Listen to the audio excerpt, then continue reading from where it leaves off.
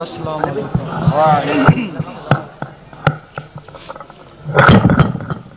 آپ کے اس محلے میں آنے کا مقصد کوئی سیاست نہیں ہے، کسی کی مخالفت نہیں ہے، کوئی حکومت پہ نکتہ چینی نہیں ہے۔ ہر شہر میں، ہر محلے میں اہل دل ہوتے ہیں، اہل دل کو نکالنا مقصد ہے اور دل کی آواز دلوں تک پہنچانا مقصود ہے۔ حضور پاک کے زمانے میں دو طرح کی عبادت تھی، ایک زبان والوں کے لیے اور ایک دل والوں کے لیے۔ ایک کو ظاہری بولتے اور ایک کو باطنی بات۔ جن لوگوں نے آپ کے زمانے میں اس ظاہری علم پہ قناعت کری، وہی کوئی خوارج ہوا اور کوئی منافق ہوا، اور جن لوگوں نے وہ باطنی علم بھی حاصل کیا وہ تو صحابی یا رسول اللہ کہلائے اور ولیوں سے بھی اعلیٰ مقام حاصل کر کے چلے گئے۔ آج اس زمانے میں جب لوگ صرف ظاہری میں رہے تو 72 فرقوں میں مبتلا ہو گئے۔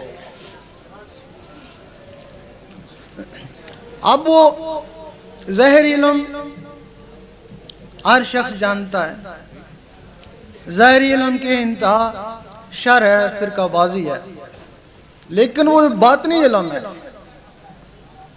لوگ کہتے ہیں کہ وہ ہے ہی نہیں، کچھ کہتے ہیں کہ وہ ناپید ہو گیا، لیکن جس دن وہ علم ناپید ہو گیا اس دن اس دنیا کو رہنے کا کوئی حق نہیں، اس دن قیامت آ جانا۔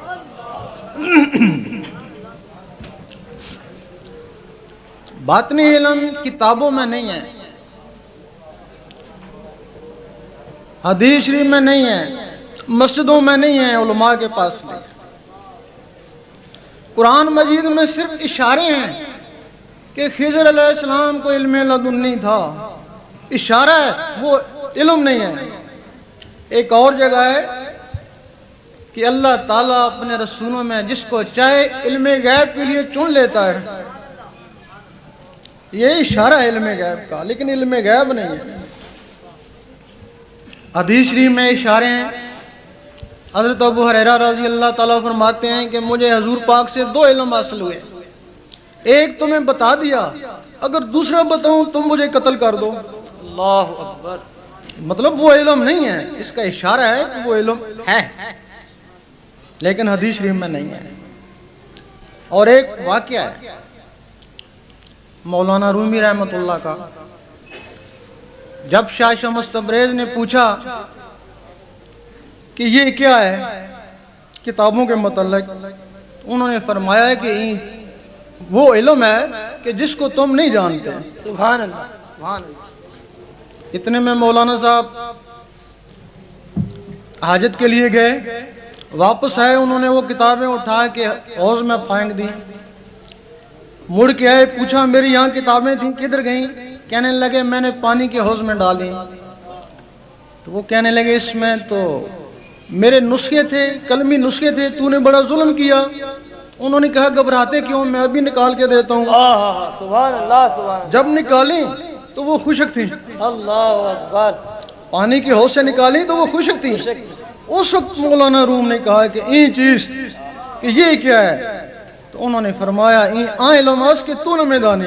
نعرہ تکبیر، نعرہ رسالت، نعرہ حیدری۔ یہ وہ علم ہے جس کو تم نہیں جانتے۔ اب مولانا رومی صاحب تو حدیث بھی جانتے تھے، قرآن مجید بھی جانتے تھے، ایک یہ علم نہیں جانتے تھے۔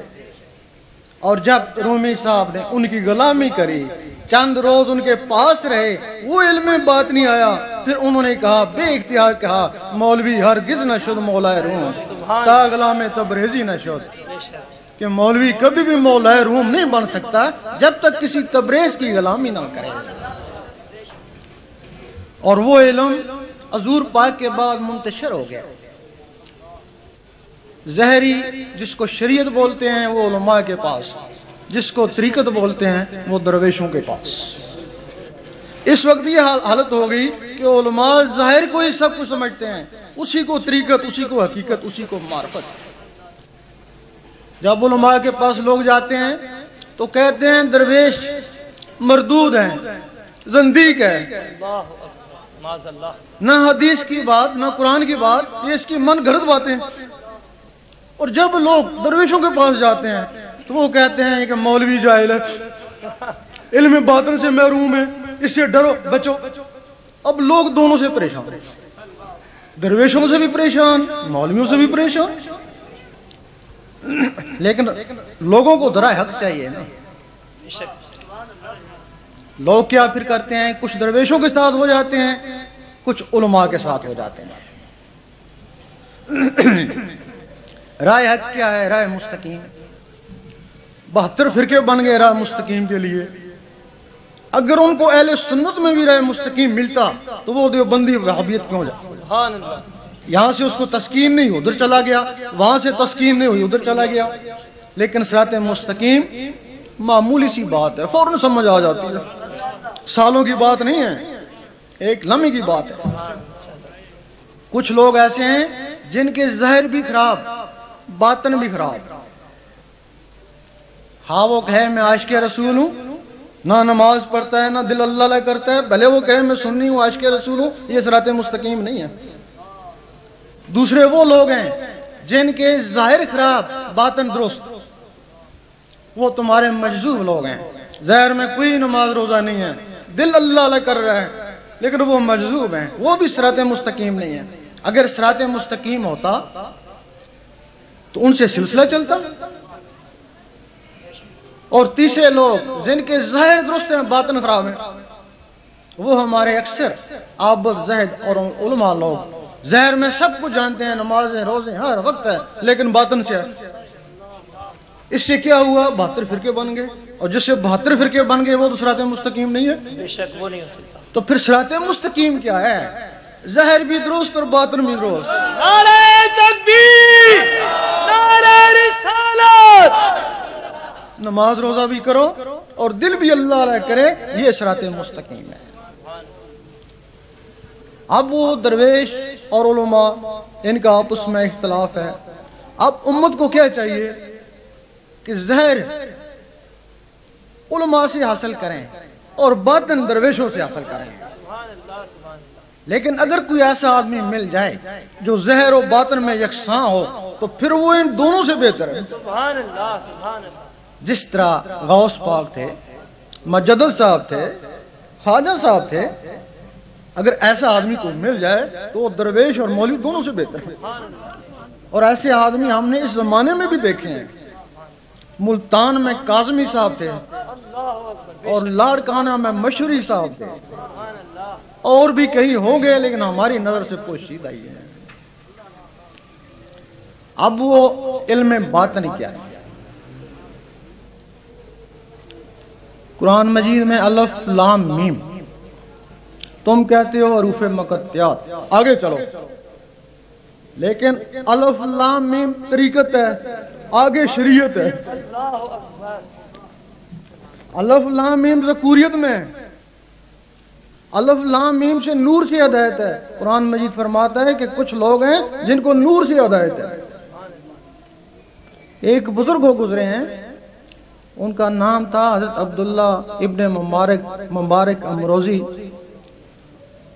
ان کو راضی الفریقین کہتے ہیں۔ انہوں نے طریقت والوں کو ذکر اللہ سے سدھارا اور شریعت والوں کو قرآن مجید سے سدھارا۔ اب دونوں فریق ان سے راضی تھے۔ جب وہ شریعت والوں میں بیٹھتے ہیں تو یہی پتہ چلتا کہ پکے مولوی ہیں، ان کو درویشی سے کوئی تعلق نہیں ہے۔ لیکن جب درویشوں میں بیٹھتے تو وہ کہتے ہیں کہ پکے درویش ہیں، ان کو مولویت سے کوئی، سبحان اللہ، سبحان اللہ۔ ان کو راضی الفریقین کہتے ہیں۔ اب وہ الف لام میم ہے، قرآن مجید کا پہلا لفظ۔ الف اللہ ہی ہے، اس میں ذات ہے، آگے لام لا الہ الا اللہ نفی اثبات ہے، آگے میم محمد رسول اللہ۔ یا اللہ کا ذکر کرتا رہے، یا لا الہ الا اللہ کا ذکر کر، یا محمد رسول اللہ کا ذکر کر۔ سبحان اللہ، سبحان اللہ۔ اس سے تجھے نور سے ہدایت ہو جائے گی۔ اگر یہ نہیں کر سکتا ہے تو پھر قرآن سے ہدایت پا۔ सगी सुल्तान मऊ रहमतुल्लाह फरमाते हैं कि मैं कोई ज़हरी आलम नहीं था, मैंने किसी मदरसे से नहीं पढ़ा, सिर्फ कुरान मजीद का पहला लफ्ज़ अल्लाह अल्लाह करता रहा, अल्लाह करता रहा, कई साल तक अल्लाह अल्लाह करता रहा। अल्लाह अल्लाह से मेरा सीना मुनव्वर हो गया। जब मेरा सीना मुनव्वर हो गया तो हुजूर पाक ने मुझे सीने से लगा लिया। अल्लाहु अकबर। वो इल्म बातनी मेरे सीने में खुद बखुद ही आ गया। जिस तरह जहरी इल्म के लिए सफेद कागज चाहिए, इसी तरह बातनी इल्म के लिए सफेद सीना चाहिए।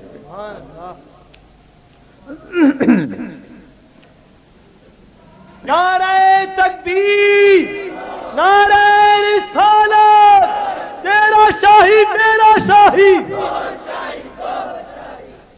लोग कहते हैं कि अल्लाह ताला इबादत से मिलता है, यही कहते हो ना, सारे यही कहते हो, हम कहते हैं बिल्कुल गलत कहते हो। अगर अल्लाह ताला इबादत से मिलता तो सब आबदों को क्यों नहीं मिलता? अल्लाह ताला दिल से मिलता है। इबादत दिल को साफ करने का जरिया है।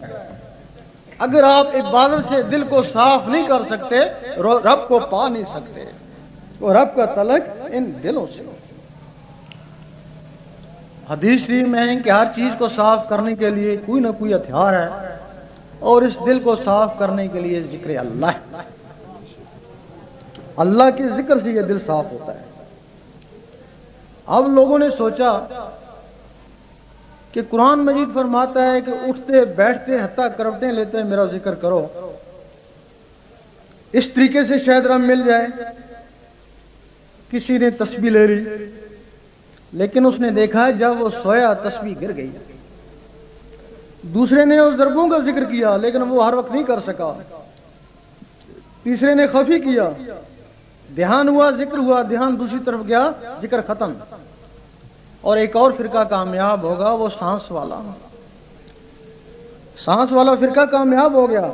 वो उठते बैठते सोता भी रहा, उसका सांस चलता रहा, सांस के साथ अल्लाह अल्लाह मिल गया, और सोते सोते में भी अल्लाह अल्लाह होती रही।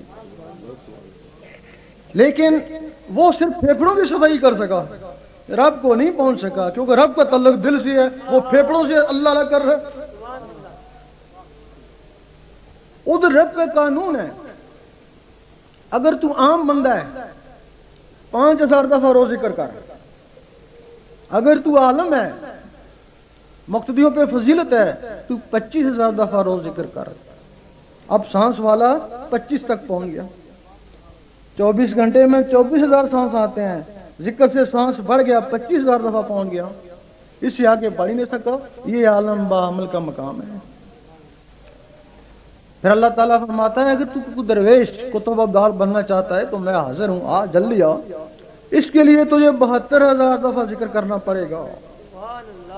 अब सांस वाला तो पीछे रह गया। फिर अल्लाह ताला फरमाता है, अगर तू मेरा आशिक बनना चाहता है तो जल्दी आ, मैं तैयार हूं। इसके लिए तुझे 1.25 लाख दफा रोजाना जिक्र करना पड़ेगा। नारे तकबीर, नारे रिसालत, फैज़ाने विलायत। अब 1.25 लाख दफा रोजाना जिक्र कैसे हो? लेकिन एक फिरका इसमें भी कामयाब हो गया। उसने कहा कि ये जो अंदर तुम्हारे अंदर टिक टिकें हो रही हैं, ये टिक टिकें 1 घंटे में 6,000 दफा तक पहुंच जाती हैं, 24 घंटे में 1.25 लाख से भी बढ़ जाती हैं। उन्होंने टिक टिकों के साथ अल्लाह अल्लाह मिलाना शुरू कर दिया, तो फिर वो टिक टिकें नहीं रही, अल्लाह अल्लाह बन गई। जब वो अल्लाह अल्लाह बन गई, और उन टिक टिकों का क्या काम है? टिक टिकें खून को आगे धकेलती हैं, नस नस में पहुंचाती हैं, फिर खून को आगे धकेलती हैं। 24 घंटे यही काम है। अब वो अल्लाह अल्लाह उन टिक टिकों के जरिए नस नस में चला गया। जब नस नस में चला गया, उस वक्त शाह वली अल्लाह फरमाते हैं, तू एक दफा अल्लाह करेगा, तुझे 3.5